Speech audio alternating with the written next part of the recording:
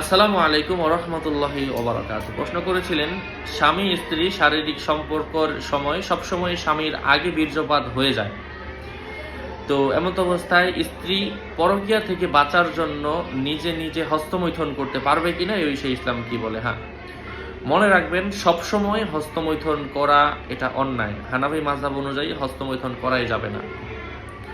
তো হস্তমৈথুন থেকে অবশ্যই বাঁচতে হবে।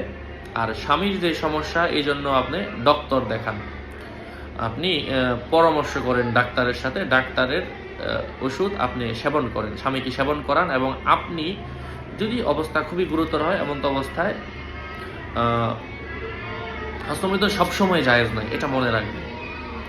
আল্লাহ পাক আমাদেরকে বোঝার তৌফিক দান করেন। অবস্থা খুবই জটিল হলে, যদি কোনোভাবেই টিকিয়ে রাখতে পারছেন না, এমন তো অবস্থায় কারো কোনো ইমামের মধ্যে জায়েজ রয়েছে, তবে না করাটাই শ্রেয়। এটার জন্য চিকিৎসা করতে হবে।